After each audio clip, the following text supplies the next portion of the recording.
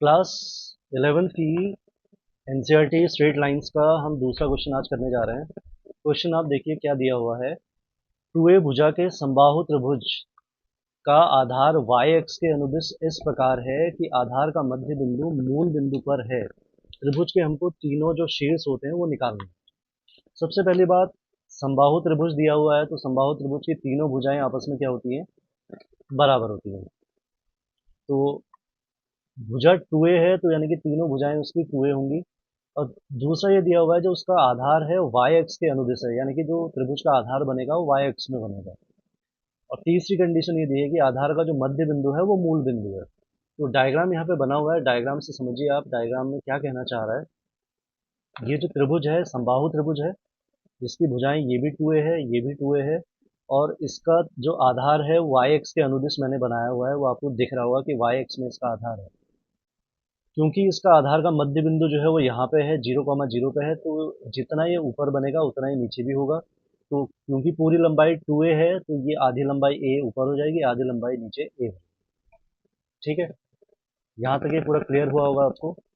अब देखिए, जो त्रिभुज है समबाहु त्रिभुज है, समबाहु त्रिभुज का जो लंब होता है और जो माध्यिका होती है वो दोनों सेम लाइन होती है। तो ये जो आपका ये जो लाइन बनी है, ये लाइन लंब का काम करेगी, तो ये कोण क्या होगा, 90 डिग्री का एंगल बनाएगा। यानी कि ये जो त्रिभुज है समकोण त्रिभुज है। अब हमें पता है कि जो बिंदु C और बिंदु B और C हैं, ये दोनों कौन सी अक्ष में बने हुए हैं, कौन से एक्सिस में है।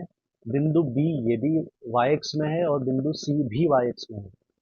और बिंदु कोई भी हो, अगर वो y अक्ष में है तो उसका हमेशा x निर्देशांक क्या होता है, 0 होता है।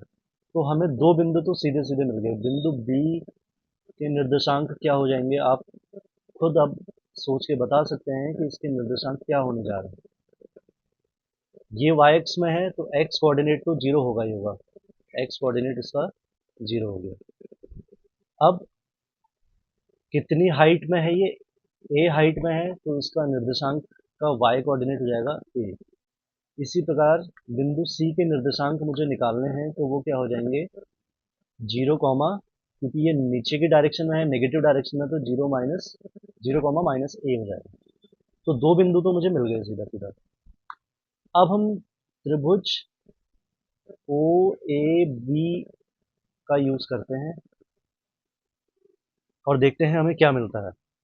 त्रिभुज में पाइथागोरस थ्योरम हम लगा सकते हैं, तो ओ ए का जो स्क्वायर होगा प्लस ओ बी का जो स्क्वायर होगा वो किसके बराबर होगा, वो होगा ए बी के बराबर, ए बी के स्क्वायर के बराबर।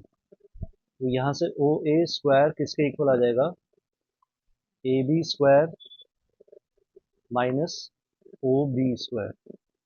ठीक है, ए बी की लंबाई हमारे पास कितनी है, 2a का स्क्वायर माइनस ए का स्क्वायर। तो 4a स्क्वायर माइनस ए स्क्वायर कितना हो जाएगा, 3a स्क्वायर। ये किसके इक्वल आ गया, ओ ए के स्क्वायर के इक्वल। तो दोनों साइड स्क्वायर रूट अगर आप लोगे तो यहाँ आ जाएगा प्लस माइनस √3a।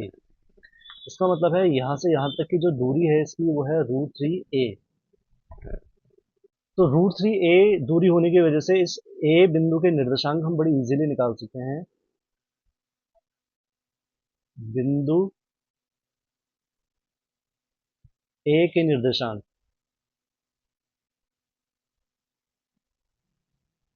क्या हो जाएंगे, क्योंकि ये बिंदु a क्या है, कौन सी एक्सिस में है, x एक्सिस में है, तो इसका y कोऑर्डिनेट क्या होगा, 0 होगा, और x कोऑर्डिनेट क्या बन जाएगा, √3a। अब क्वेश्चन ये उठता है कि इसमें एक वैल्यू माइनस √3a भी आ रही है। तो वो इसलिए आ रही है क्योंकि ये जो त्रिभुज हमने राइट साइड में बनाया है, ये त्रिभुज लेफ्ट साइड में भी बन सकता है। समबाहु त्रिभुज दो तरीके से हम इस त्रिभुज को बना सकते हैं। अगर बिंदु ए इस तरफ होगा तो इस तरफ, क्योंकि माइनस की डायरेक्शन होती है, तो इस केस में इस बिंदु के निर्देशांक क्या हो जाएंगे, -√3a, 0। इसीलिए हमें ओ ए की जो दो वैल्यूज मिल रही हैं, एक प्लस में और एक माइनस में मिल रही है। तो आई होप ये क्वेश्चन आपको समझ में आया होगा।